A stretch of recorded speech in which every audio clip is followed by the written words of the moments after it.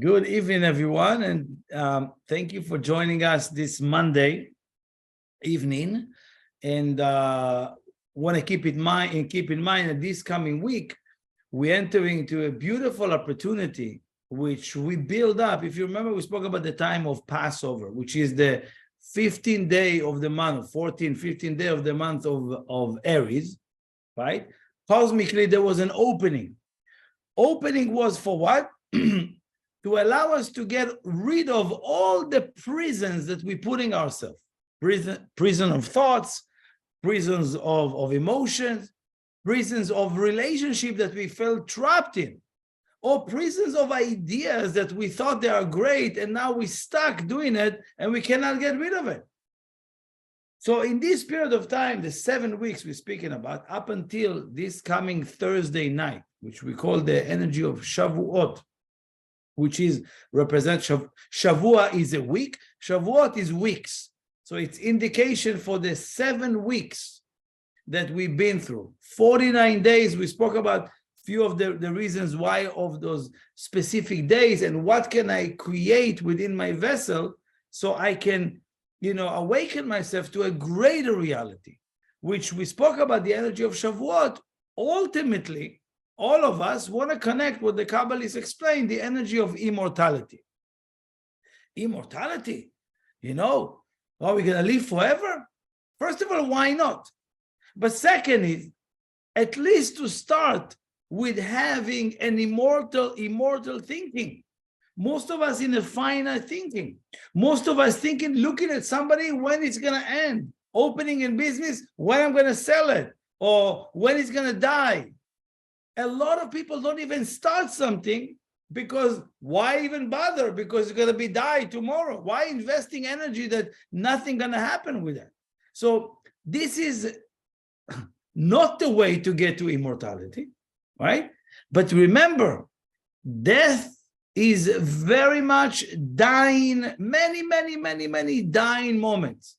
I'm depressed from the moment, I get disappointed, I fell down, I fall from my spirit, or whatever it is, many, okay, tomorrow will be better. Yes, but meanwhile you accumulate 6-7 moments of death yesterday, and tomorrow more.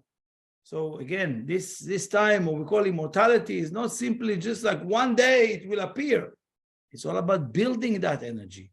And we all responsible for that. Specifically, anyone who is connected to this wisdom want to take a little bit more responsibility of bringing the energy of immortality, building something that will last forever. Everything that we see today, even the cars, they're going to work for 3 years.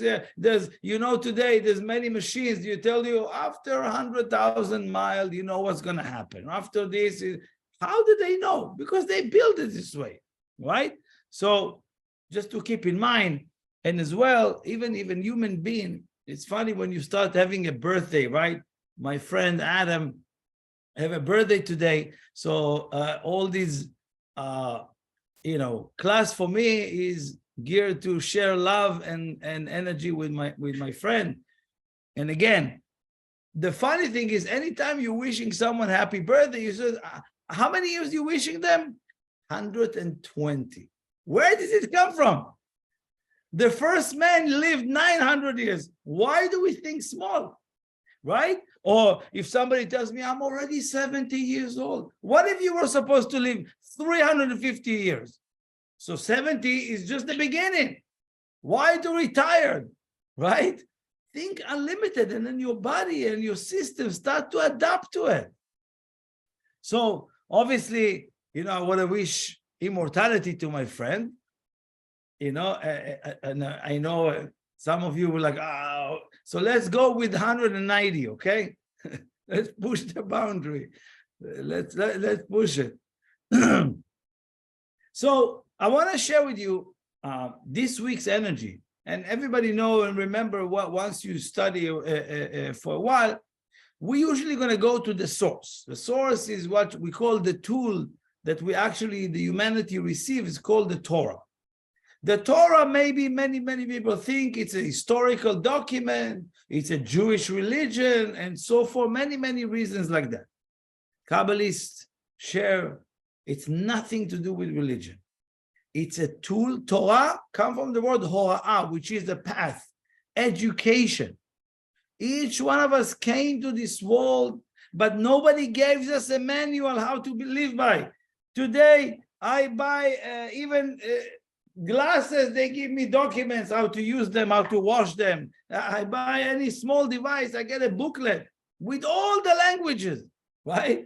How to do, what to do. Human being born to this world, nobody even think to give us a manual, right? Did your parents give you a manual? They gave you a few rules, few ideas, few like morals and ethics or something that to warn you from this and that. Obviously, most humanity ran away from religion. Most humanity, it's a natural, it's real, myself included, because it didn't explain to me why. Therefore, the Torah or any of the Bible, it's sealed, it's concealed without this wisdom to extract and to open it and to understand why and how to do it better and how can I influence the world much more. It's never meant to make you a good person. I just want to be a good person. Good person? It's so easy. Just stop doing bad, right? So already good. People try it for years because it doesn't work. It's not about being a good person. It's being about having being the right person. And the right person needs to have the right consciousness. So again, we're not going to talk more about that, but this is the build-up in these weeks. And then we're entering this Thursday night to an amazing opening cosmically. So we're going to get few ideas of what to work on and few very practical structure that's been given to us this week. Of course, if you read it literally, you miss the point. But if you look into the secrets that reveal from that, that's when your heart is open, that's when you're confident. It's never about your ego, but really you feel your energy filled up with secrets that fill up your day, and you have something to share with others. Because a lot of people, when you come to meet with them, they just, first of all, sharing their ego, meaning what they did, what they represent, or how much they have, or what they did yesterday, and so forth. Let's change it. Let's change it and share love and secrets with each other. So this portion, this week's energy, it's a beautiful one, right? We have, I think in this one, yeah, I think it's one of the longest portion. What we can see that it speaks about, in general, all about the work of the Levites. So we learn in Kabbalah and from the story, there used to be priests, the Levites, and the Israel, the common person. If you learn Kabbalah, you understand it's a code. It's nothing to do with the priests, Levi, and all of that.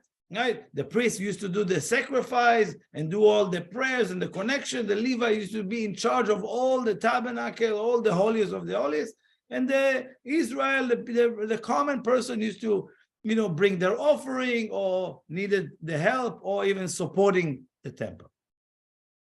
Let's understand, today we don't have the temple. Today we don't have the right priests or, Levites and all of that.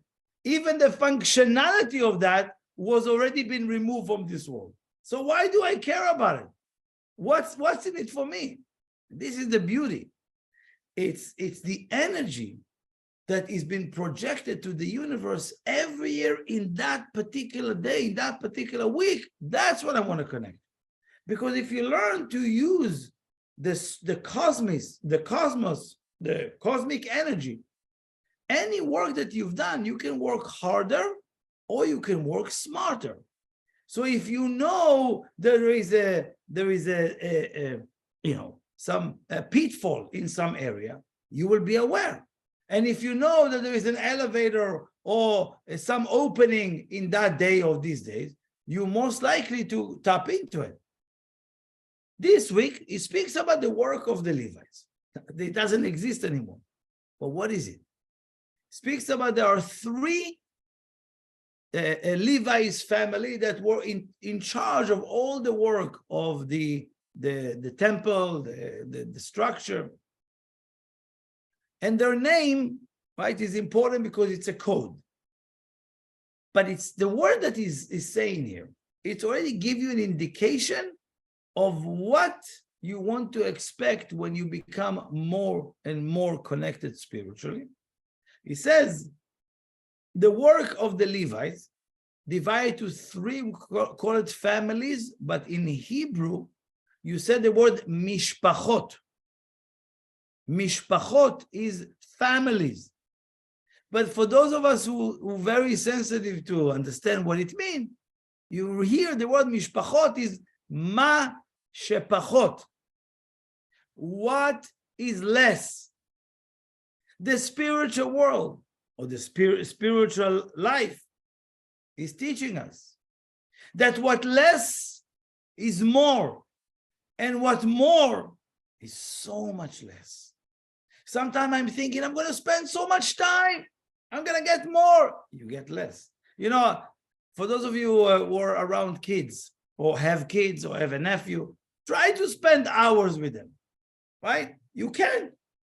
You can, because they you know, you can spend, but not because you don't want to, because their attention is like, okay, to the next, give me watch a movie, all of that, you know?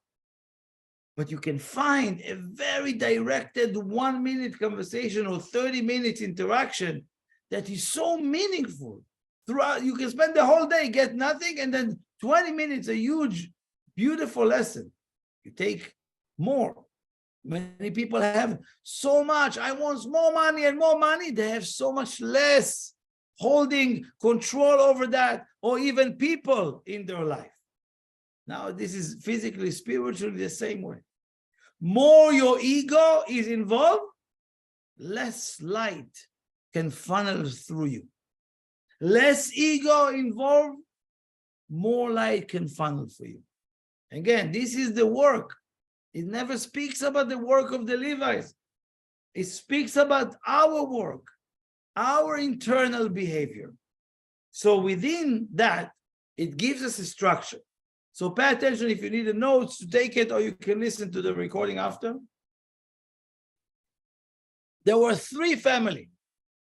The first family, their name is Bnei Kehat, the sons or the children of the family called Kehat. Now, I'm not going to go into details in the secrets of that and how it came into be from lack of time, and sometimes people are not equipped yet. What their work was, they were in charge over the Mishkan. The Mishkan was a structure or a place where, because we know even today, each one of us, we need something physically to hold on to. Like even now, I need a book, right? But all this information in the book is inside of me, right? So, but it's the idea of the physical world still have and holding on us. So the first family was in charge of what we call the Mishkan and the tools that they used. The second family called Mishpachot Gershon, the Gershon family. They were in charge of all the covers, the curtains, the map, the screens, and all of that that exists there. All the covering, all those filters for the air and all of that. And Bnei Merari, the family of Merari, was in charge of the foundation of all the structures, the walls, the structure, that relate to that. So now, okay, that's great. I understand the physical world. Let's understand what's in it for me, for my life.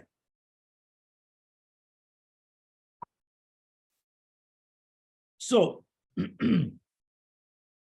first of all, in the spiritual work, in the spiritual world, it's very important to work on all angles, on all spectrums of your life. Oh, I'm lacking in a business, so I'm going to work harder on business. I'm lacking in relationship, I'm going to work hard on this. I need to focus on that. Yes, remember, like a camera. if I'm going to focus right now the camera into one place, what will happen to everything else? Will disappear, right? Even though that's where we're going, right? We're speaking about the singularity, right? We're speaking about the place where everything will be intertwined. We're speaking about what we call the light of Yechidah, that light that each one of our soul wants to function there. But the problem is, today, many people, you make them zoom into something, they're missing the whole thing. It's not about focusing and missing. It's about less is way more. It's like when you close your eyes, you see more, or when you open your eyes? I know you can't answer me right now, but I just want to spark this question, right? You close your eyes, you can see way more than people that open their eyes, they cannot see. So again, it's not about focusing and missing out the whole picture. It's learning that less is way more. So first, in order for us to awaken that ability, we need to look into our life, all spectrum, all what needs to be dealt with. Oh yeah, my parents, I'm done, I already put them in a box, I know how to look at them. My brother, sister, I compartmentalize them in a certain way that I'm seeing them only in Thanksgiving, giving them a few bucks when I'm successful and leave me alone, right? All kind of way of communication with people that we micromanage, right? But we don't get much over there. So spiritual work is working on all angles. That's why we have those, you see those three families represent, how to reduce so I can be more in all areas. How to reduce. Many people think that having less is I'm going to be poor and all of that. Everybody know I'm a great, for me, it's like way more, but nothing to be attached for, nothing to be for your ego. So one of the things in the spiritual work that we want to work is that if something appeared in your life or something came out, for example, if something broke through, like in their skin, they broke through like an allergy or something, or rash, right? You call it breakthrough, right? That's the name. Breakup? Breakout. Something broke out on someone's skin. What do? They just give you the structure because it's important. What do? Get something to put on it, an ointment of sort, or some kind of like or put some water, I feel good with the water. What does the water do? Even dry it even more, even make it worse, by the way. People don't know that when you try to, because when it's out, break out. If it's already broke out, it means the body already healed it and get it out of it. Many people don't know that if it's already out, right, it means that the body is in the process of getting rid of. We're trying to put chemicals on that. What do? You bury it even more. It's completely the opposite. Sometimes, when you don't study the wisdom, I'm talking about, it's not my wisdom, right? This is thousands of years. It's like, wow, the world needs to know about it. Because what do? You take cortisone, right? Or something, or hormones, and you put on it. What do? You suppress it even more, but the body got rid of it. Spiritually, if you have this mechanism, you're able to understand that if it came out, let's say somebody blamed you something, someone told you something you didn't like, it's already out. It's part of the healing. When you have a tough conversation with someone, what's happening? You take out all whatever it is. And most people don't know how to handle it. Instead of like looking at it as a healing, this is get out of the system. It doesn't mean that we need to do something about it. Just put it out. Sometimes people call me, can I vent for a second? I said, sure, just go for it, right? You just need to get it out. Just Venmo me after.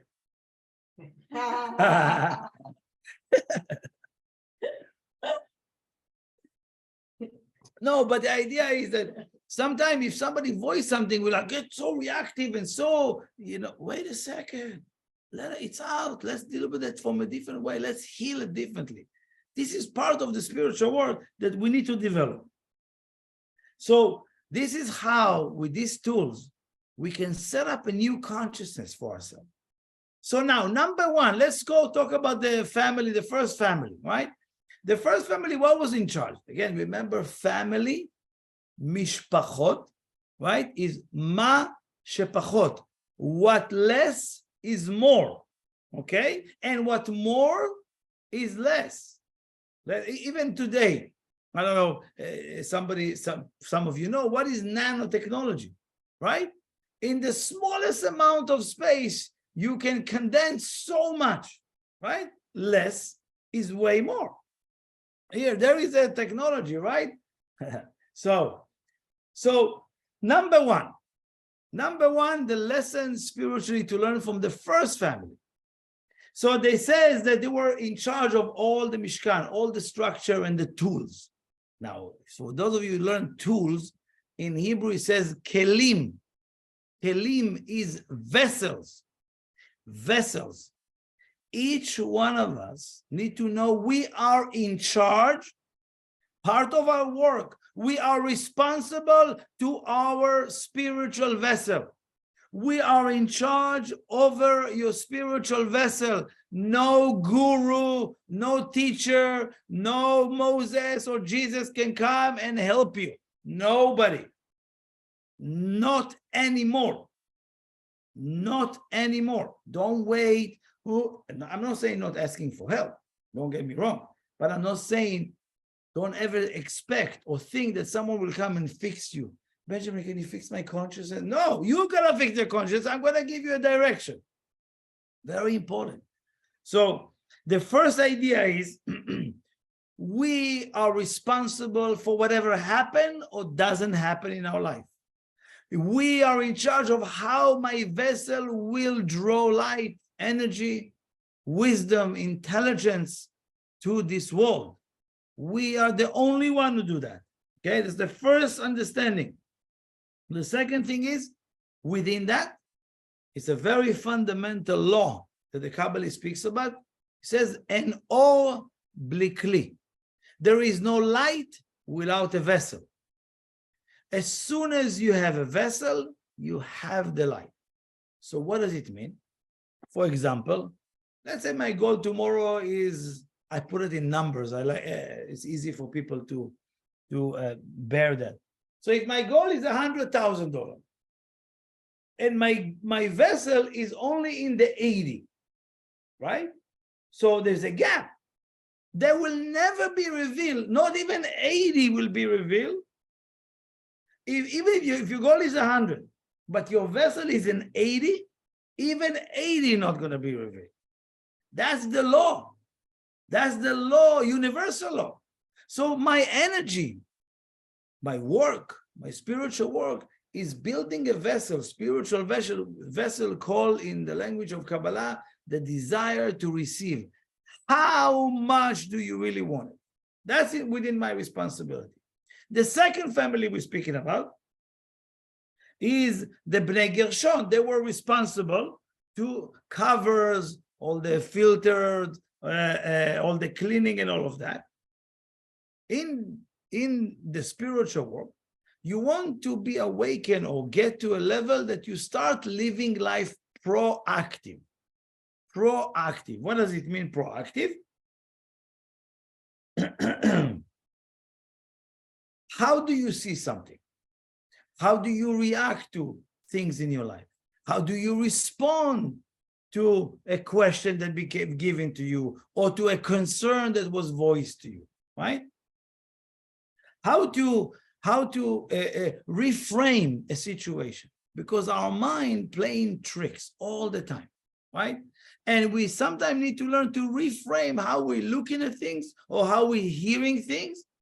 And all of a sudden, whoa, that wasn't even the problem, right? So every situation in our life need to be reframed. Every thought about ourselves need to be reframed, unless it takes us, in a very positive direction as we think, it's not a problem. But based on the work that we learned today, our job is to remove the covers, is to open our heart. That's what their work. It's nothing to do with we're standing and they're opening the cover and remove it and all of that. Who do you invite into your life? What type of surrounding you put yourself into? What type of people? What type of soul? It's not happening until a person makes some changes or some awakening within them. Because sometimes we're putting so many cover on ourselves, and you even don't let the light or the solution to come in. No, I don't want those people, but you keep covering or you keep isolating yourself, and eventually no one can come in. It's a problem, right? So to put on ourselves a curtain, it's for only one reason. I don't want the honor. I don't want the recognition. I don't need my ego to be raised like that. I don't need them to know that I said it or it was my idea. That's the curtain. I'm blocking myself from allowing that aspect of me to be my guidance, right? I need the credit. I need the agenda to be filled.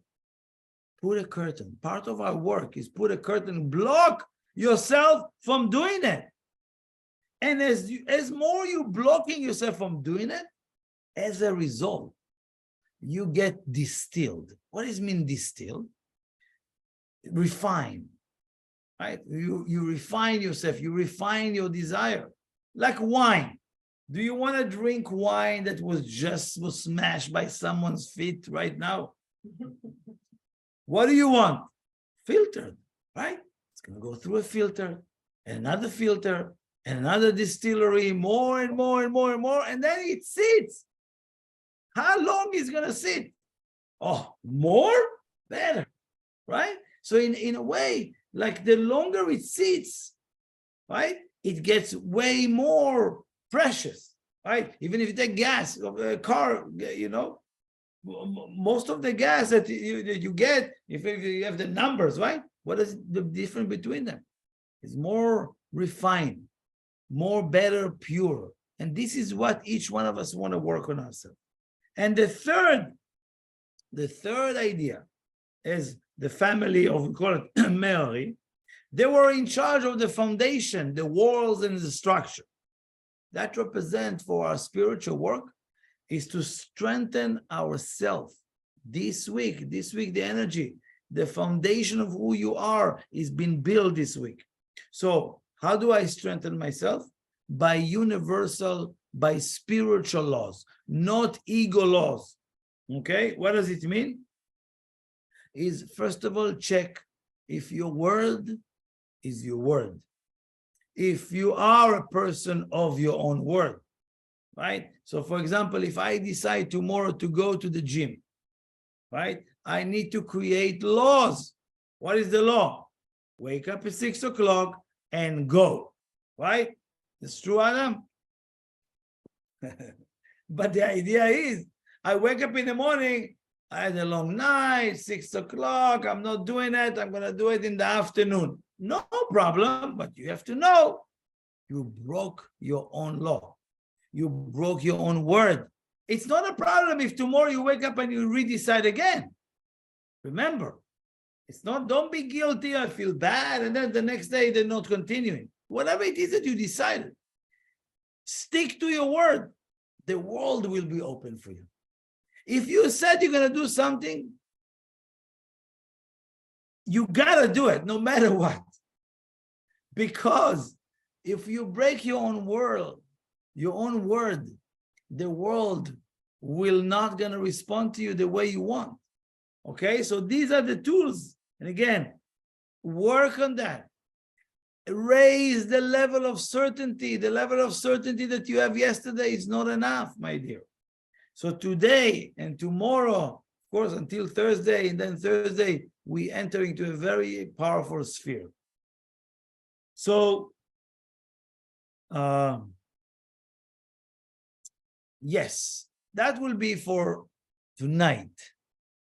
Thank you for joining us. Enjoy your week, and obviously think about these things or meditate until Thursday night. We enter into that energy. Have fun weekend. I know all of you have the Memorial weekend, so have fun and stay in touch. Thank you.